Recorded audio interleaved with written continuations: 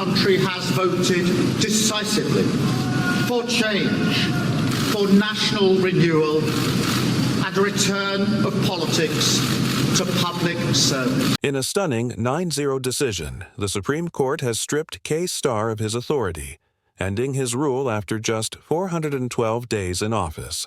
The judgment, spanning 107 pages, exposed secret funds worth $240,000 and luxury trips disguised as official business.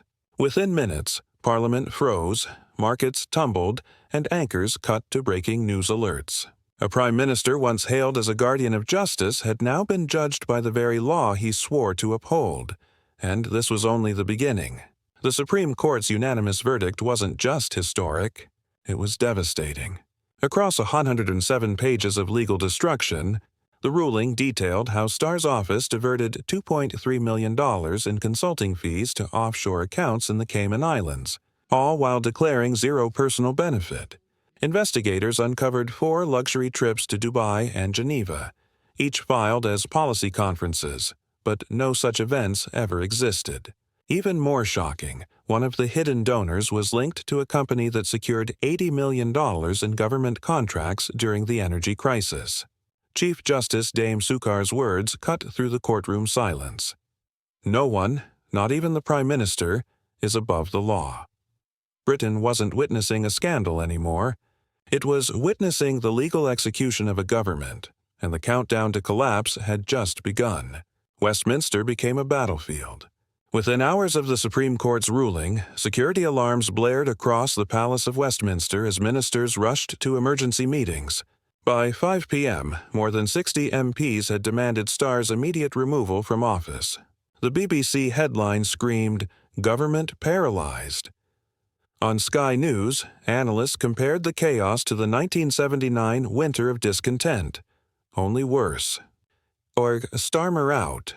A constitutional crisis and a Britain chaos dominated global trends, hitting 40 million mentions in just 12 hours. The Speaker of the House tried to restore order but was drowned out by jeers and outrage.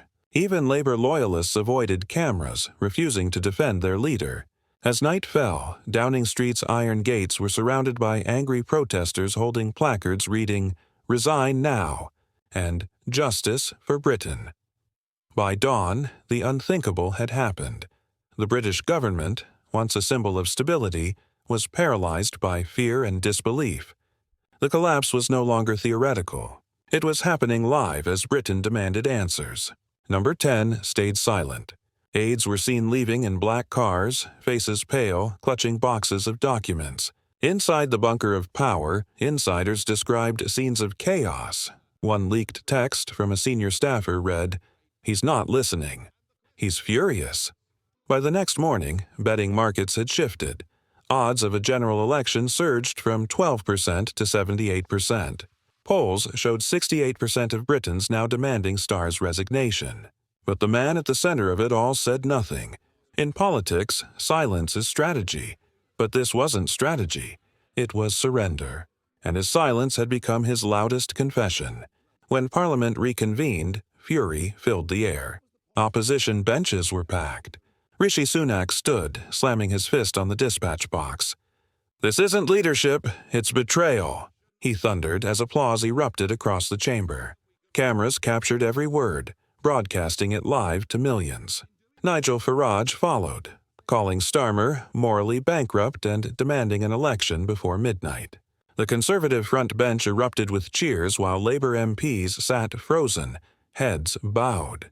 For the first time in decades, the chamber resembled a courtroom, and Starmer was the defendant. Documents waved in the air, accusations flew, and the Prime Minister's seat remained empty. When the Speaker called for calm, the chamber exploded again, MPs shouting, "Resign!" in unison. In that moment, centuries of parliamentary decorum disintegrated. A government was being buried live on air. Outside, footage of the debate hit 30 million views within an hour. Headlines read, "Westminster implodes." By evening, even Labour's Senior Birmingham, protest lines stretched for blocks. Police estimated over 400,000 people gathered nationwide within 24 hours. Chants of "Resign! Resign!" thundered across Westminster Bridge as riot police struggled to hold the line. A protester climbed a lamppost outside Parliament shouting, "He betrayed us!" The clip hit 12 million views in an hour. In Glasgow, citizens staged symbolic trials, reading aloud excerpts from the court's verdict. One placard read, "Justice has spoken. The people will enforce it." Across social media, viral posts compared Starmer to Nixon, declaring Downing Street is Britain's Watergate. The atmosphere was electric, angry, righteous, unstoppable. For decades, Britons had complained of corruption. Now they were acting. Roads were blocked, buses halted, fireworks exploded over Trafalgar Square as protesters sang, "Rule Britannia," through tears and fury. As midnight approached, police sirens echoed through London's fog, blending with the roar of the crowd. Britain had not seen scenes like this since the poll tax riots of 1990. But this time, the rage wasn't economic. It was moral. The nation had declared war on its own government. The media smelled blood and pounced. By dawn, every front page screamed the same headline, "Corruption at number 10." The Guardian accused Labour of moral collapse, while the Daily Mail ran a full-page spread titled "The Fall of a Fraud."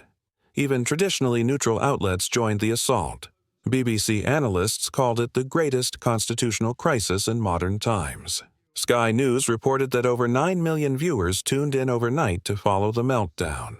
Piers Morgan opened his morning show with venom. "Silence is cowardice. Britain deserves better." Editorials tore into the Prime Minister's legacy, portraying him not as a reformer, but as a deceiver. Political cartoons flooded Twitter, showing Starmer sinking beneath the Supreme Court's hammer. By noon, hashtags like "Eon End of Labour" and "Irish Justice Prevails" dominated every platform.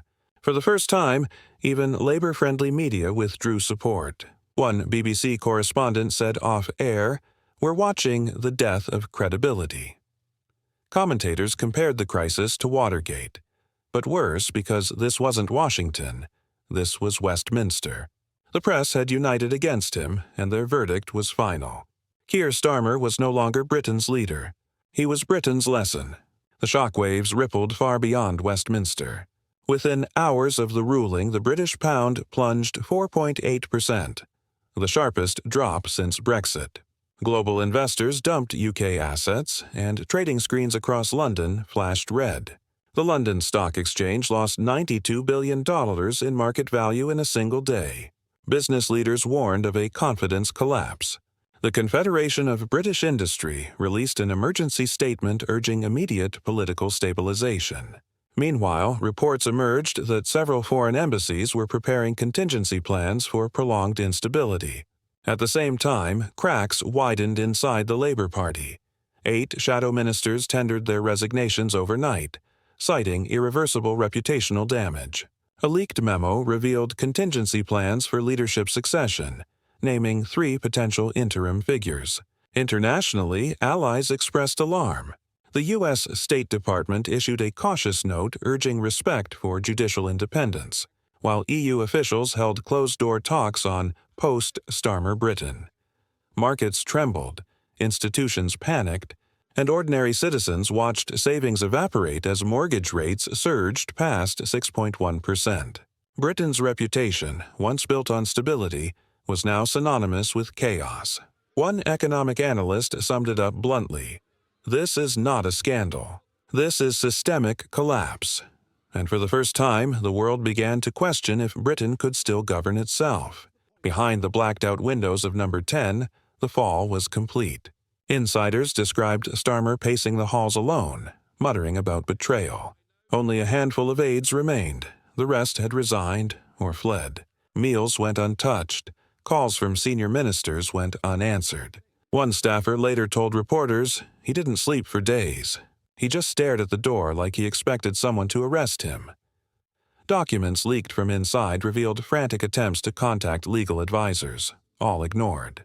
Even his personal lawyer reportedly refused to take the case. Rumors swirled that he had considered a televised address but scrapped it minutes before airtime, fearing public humiliation. Meanwhile, the nation moved on without him.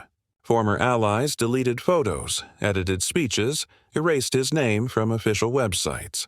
In one haunting image captured by a photographer across Downing Street, Starmer stood alone at a window, looking down at the crowds, chanting, "Resign," the reflection of the Supreme Court's building visible in the glass behind him. Once the symbol of law and justice, he had become its casualty. And in that moment, Britain's Prime Minister ceased to be a leader. He became the ghost of his own downfall. Britain now drifts without direction. With Starmer gone, the cabinet stands fractured, half resigning, half pretending to govern. Behind palace doors, King Charles receives hourly briefings yet remains silent, watching the government unravel like a dying empire. In Westminster, rival factions plot through the night, whispers of emergency rule growing louder. Outside, the streets still glow from protest fires and the pound continues to slide. For the first time in modern history, Britain has a government without a leader, and a throne that dares not intervene.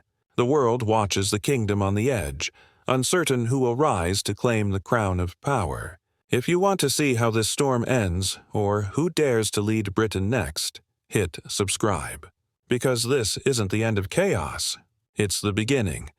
Our strategists privately conceded the party's future was beyond saving.